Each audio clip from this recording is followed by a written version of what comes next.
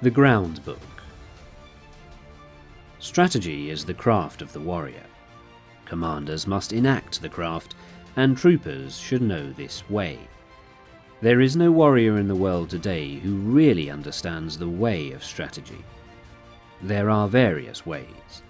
There is the way of salvation by the law of Buddha, the way of Confucius governing the way of learning, the way of healing as a doctor, as a poet teaching the way of waka, tea, archery, and many arts and skills. Each man practices as he feels inclined. It is said the warrior's is the twofold way of pen and sword, and he should have a taste for both ways. Even if a man has no natural ability, he can be a warrior by sticking assiduously to both divisions of the way. Generally speaking, the way of the warrior is resolute acceptance of death. Although not only warriors, but priests, women, peasants, and lowlier folk have been known to die readily in the cause of duty or out of shame, this is a different thing. The warrior is different in that studying the way of strategy is based on overcoming men. By victory gained in crossing swords with individuals or in joining battle with large numbers, we can attain power and fame for ourselves or for our Lord. This is the virtue of strategy. The way of strategy. In China and Japan, practitioners of the way have been known as masters of strategy. Warriors must learn this way. Recently, there have been people getting on in the world as strategists, but they are usually just sword fencers. The attendants of the Kashima Kantori shrines of the province Hitachi received instruction from the gods and made schools based on this teaching, traveling from country to country, instructing men. This is the recent meaning of strategy. In olden times, strategy was listed among the 10 abilities and 7 arts as a beneficial practice. It was certainly an art, but as beneficial practice, it was not limited to sword fencing. The true value of sword fencing cannot be seen within the confines of sword fencing technique. If we look at the world, we see arts for sale. Men use equipment to sell their own selves. As if with the nut and the nut has become less than the flower. In this kind of way of strategy, both those teaching and those learning the way are concerned with colouring and showing off their technique, trying to hasten the bloom of the flower. They speak of this dojo and that dojo. They are looking for profit. Someone once said, immature strategy is the cause of grief. That was a true saying. There are 4 ways in which men pass through life: as gentlemen, farmers, artisans, and merchants. The way of the farmer, using agricultural instruments, he sees springs through to autumns with an eye on the changes of season. Second is the way of the merchant. The winemaker obtains his ingredients and puts them to use to make his living. The way of the merchant is always to live by taking profit. This is the way of the merchant. Thirdly, the gentleman warrior, carrying the weaponry of his way. The way of the warrior is to master the virtue of his weapons. If a gentleman dislikes strategy, he will not appreciate the benefit of weaponry, so must he not have a little taste for this? Fourthly, the way of the artisan. The way of the carpenter is to become proficient in the use of his tools, first to lay his plans with a true measure, and then perform his work according to plan. Thus he passes through life.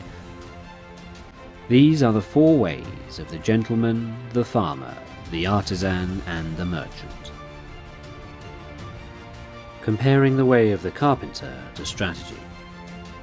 The comparison with carpentry is through the connection with houses. Houses of the nobility, houses of warriors, the 4 houses, ruin of houses, thriving of houses, the style of the house, the tradition of the house, and the name of the house. The carpenter uses a master plan of the building. and the way of strategy is similar in that there is a plan of the campaign. If you want to learn the craft of war, ponder over this book. The teacher is as a needle, the disciple is as thread. You must practice constantly. Like the foreman carpenter, the commander must know natural rules, and the rules of the country, and the rules of houses. This is the way of the foreman. The foreman carpenter must know the architectural theory of towers and temples, and the plans of palaces, and must employ men to raise up houses. The way of the foreman carpenter is the same as the way of the commander of a warrior house. In the construction of houses, choice of woods is made. Straight unknotted timber of good appearance is used for the revealed pillars. Straight timber with small defects is used for the inner pillars. Timber of the finest appearance, even if a little weak, is used for the thresholds, lintels, doors and sliding doors, and so on. Good strong timber, though it be gnarled and knotted, can always be used discreetly in construction. Timber which is weak or knotted throughout should be used as scaffolding, and later for firewood. The foreman carpenter allots his men work according to their ability. Floor layers, makers of sliding doors, thresholds and lintels, ceilings and so on. Those of poor ability lay the floor joist, and those of lesser ability carve wedges and do such miscellaneous work. If the foreman knows and deploys his men well, the finished work will be good. The foreman should take into account the abilities and limitations of his men, circulating among them and asking nothing unreasonable. He should know their morale and spirits and encourage them when necessary. This is the same as the principle of strategy. The way of strategy. Like a trooper, the carpenter sharpens his own tools. He carries his equipment in his toolbox and works under the direction of his foreman. He makes columns and girders with an axe, shapes floorboards and shelves with a plane, cuts fine openwork and carvings accurately, giving as excellent a finish as his skill will allow. This is the craft of carpenters. When the carpenter becomes skilled and understands measures, he can become a foreman. The carpenter's attainment is having tools which will cut well to make small shrines, writing shelves, tables, paper lanterns, chopping boards and pot lids. These are the specialities of the carpenter. Things are similar for the trooper. You ought to think deeply about this. The attainment of the carpenter is that his work is not warped, that the joints are not misaligned, and that the work is truly plain so that it meets well and is not merely finished in sections. This is essential. If you want to learn this way, deeply consider the things written in this book one at a time. You must do sufficient research. Outline of the 5 books of this book of strategy. The way is shown in 5 books concerning different aspects. These are ground, water, fire, tradition, wind, and void. The body of the way of strategy, from the viewpoint of my Ichi school, is explained in the grounds book. It is difficult to realize the true way just through sword fencing. Know the smallest things and the biggest things, and the shallowest things and the deepest things, as if it were a straight road mapped out on the ground. The first book is called the grounds book. Second is the water book. With water as the basis, the spirit becomes like water. Water adopts the shape of its receptacle. It is sometimes a trickle and sometimes a wild sea. Water has a clear blue colour. By the clarity, things of Ichi school are shown in this book. If you master the principles of sword fencing, when you freely beat one man, you beat any man in the world. The spirit of defeating a man is the same for 10 million men. The strategist makes small things into big things, like building a great Buddha from a 1-foot model. I cannot write in detail how this is done. The principle of strategy is having one thing to know 10,000 things. Things of Ichi school are written in this, the water book. Third is the fire book. This book is about fighting. The spirit of fire is fierce, whether the fire be small or big, and so it is with battles. The way of battles is the same for man-to-man fights and for 10,000 aside battles. You must appreciate that spirit can become big or small. What is big is easy to perceive, what is small is difficult to perceive.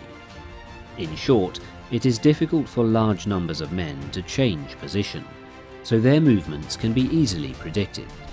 An individual can easily change his mind, so his movements are difficult to predict. You must appreciate this. The essence of this book is that you must train day and night in order to make quick decisions. In strategy, it is necessary to treat training as a part of normal life, with your spirit unchanging. Thus, combat in battle is described in the Fire Book. Fourthly, the Wind Book. This book is not concerned with my Ichi school, but with other schools of strategy. By wind, I mean old traditions, present-day traditions, and family traditions of strategy. Thus, I clearly explain the strategies of the world. This is tradition. It is difficult to know yourself if you do not know others. To all ways there are sidetracks. If you study away daily and your spirit diverges, you may think you are obeying a good way, but objectively it is not the true way. If you are following the true way and diverge a little, this will later become a large divergence. You must realize this. Other strategies have come to be thought of as mere sword fencing, and it is not unreasonable that this should be so.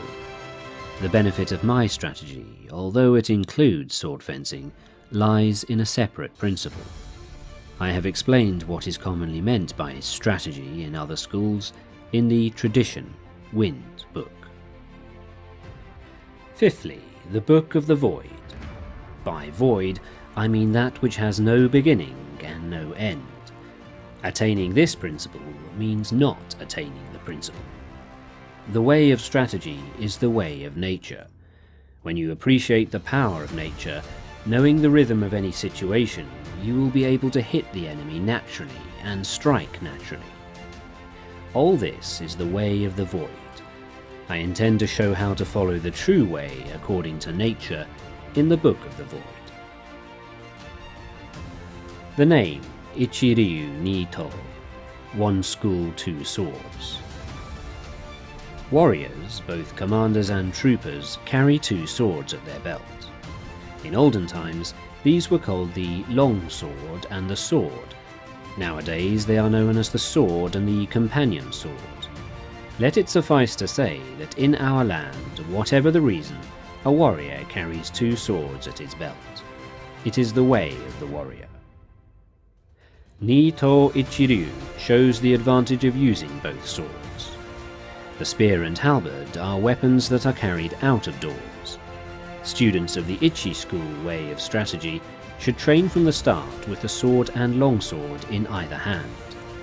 This is the truth. When you sacrifice your life, you must make fullest use of your weaponry.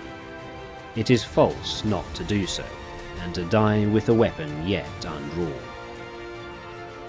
If you hold a sword with both hands, it is difficult to wield it freely to left and right, so my method is to carry the sword in one hand.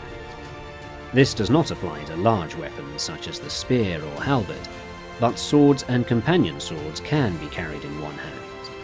It is encumbering to hold a sword in both hands when you are on horseback, when running on uneven roads, on swampy ground, muddy rice fields, stony ground, or in a crowd of people.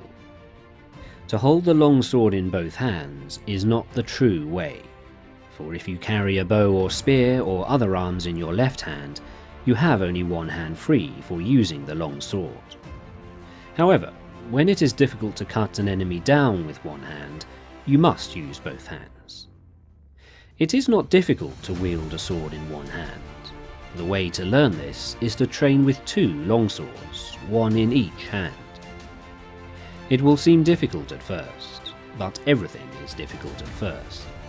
Bows are difficult to draw, halberds are difficult to wield. As you become accustomed to the bow, so your pull will become stronger.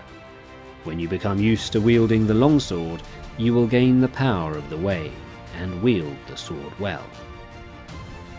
As I will explain in the second book, the Water Book, there is no fast way of wielding the longsword. The longsword should be wielded broadly, and the companion sword closely. This is the first thing to realize. According to this Ichi school, you can win with a longsword, and yet you can also win with a short weapon. In short, the way of the Ichi school is the spirit of winning, whatever the weapon and whatever its size. It is better to use 2 swords rather than 1 when you are fighting in a crowd, and especially if you want to take a prisoner. These things cannot be explained in detail. From one thing, know 10,000 things. When you attain the way of strategy, there will not be one thing you cannot see. You must study hard. The benefit of the 2 characters reading strategy. Masters of the longsword are called strategists. As for the other military arts, those who master the bow are called archers, those who master the spear are called spearmen, those who master the gun are called marksmen, those who master the halberd are called halberdiers. But we do not call masters of the way of the longsword longswordsmen, nor do we speak of companion swordsmen, because bows, guns, spears and halberds are all warriors' equipment. They are certainly part of strategy. To master the virtue of the longsword is to govern the world and oneself. Thus the longsword is the basis of strategy. The principle is strategy by means of the longsword. If he attains the virtue of the longsword, 1 man can beat 10 men. Just as 1 man can beat 10, so 100 men can beat 1,000, and 1,000 men can beat 10,000. In my strategy, 1 man is the same as 10,000, so this strategy is the complete warrior's craft. The way of the warrior does not include other ways, such as Confucianism, Buddhism, certain traditions, artistic accomplishments, and dancing. But even though these are not part of the way, if you know the way broadly, you will see it in everything. Men must polish their particular way. The benefit of weapons in strategy. There is a time and place for use of weapons. The best use of the companion sword is in a confined space, or when you are engaged closely with an opponent. The longsword can be used effectively in all situations. The halberd is inferior to the spear on the battlefield. With the spear, you can take the initiative. The halberd is defensive. In the hands of 1 of 2 men of equal ability, the spear gives a little extra strength. Spear and halberd both have their uses, but neither is very beneficial in confined spaces. They cannot be used for taking a prisoner. They are essentially weapons for the field. Anyway, if you learn indoor techniques, you will think narrowly and forget the true way. Thus you will have difficulty in actual encounters. The bow is tactically strong at the commencement of battles, especially battles on a moor, as it is possible to shoot quickly from among the spearmen. However, it is unsatisfactory in sieges or when the enemy is more than 40 yards away. For this reason, there are nowadays few traditional schools of archery. There is little use nowadays for this kind of skill. From inside fortifications, the gun has no equal among weapons. It is the supreme weapon on the field before the ranks clash, but once swords are crossed, the gun becomes useless. One of the virtues of the bow is that you can see the arrows in flight and correct your aim accordingly, whereas gunshot cannot be seen. You must appreciate the importance of this. Just as a horse must have endurance and no defects, so it is with weapons. Horses should walk strongly, and swords and companion swords should cut strongly. Spears and halberds must stand up to heavy use. Bows and guns must be sturdy. Weapons should be hardy rather than decorative. You should not have a favourite weapon.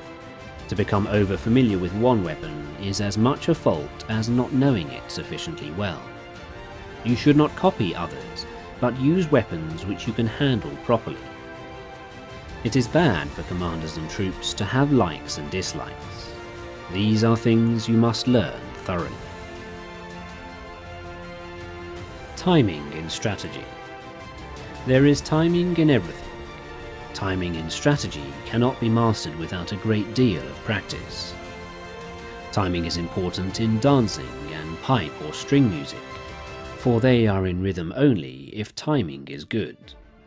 Timing and rhythm are also involved in the military arts, shooting bows and guns and riding horses. In all skills and abilities there is timing. There is also timing in the void. There is timing in the whole life of the warrior, in his thriving and declining, in his harmony and discord.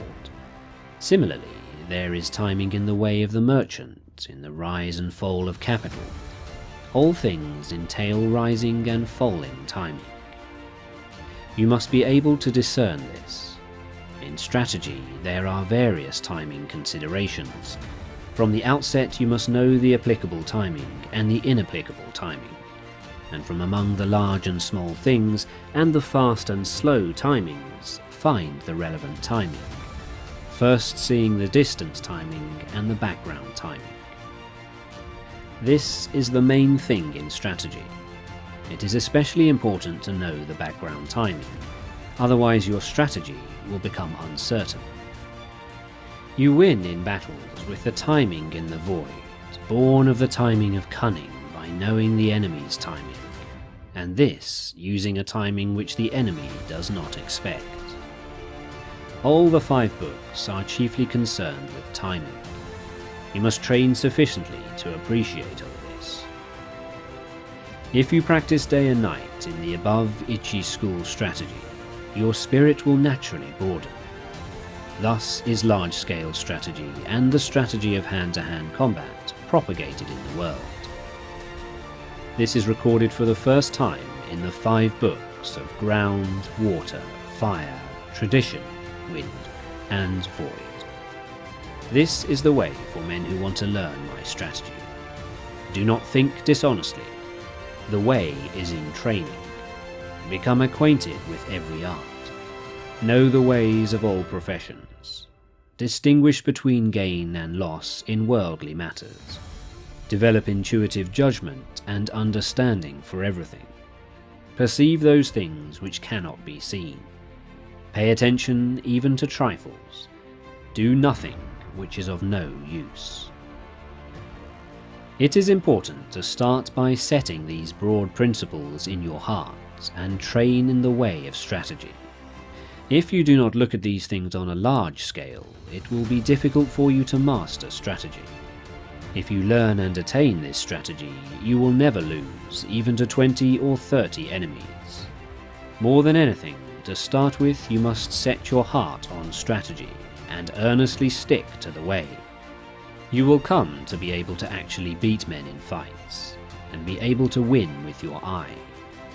Also, by training, you will be able to freely control your own body, conquer men with your body, and with sufficient training you will be able to beat 10 men with your spirit. When you have reached this point, will it not mean that you are invincible? Moreover, in large-scale strategy, the superior man will manage many subordinates dexterously, bear himself correctly, govern the country and foster the people, thus preserving the ruler's discipline. If there is a way involving the spirit of not being defeated, to help oneself and gain honour, it is the way of strategy. The 2nd year of Shoho, 1645. The 5th month, the 12th day. Shinmen Musashi.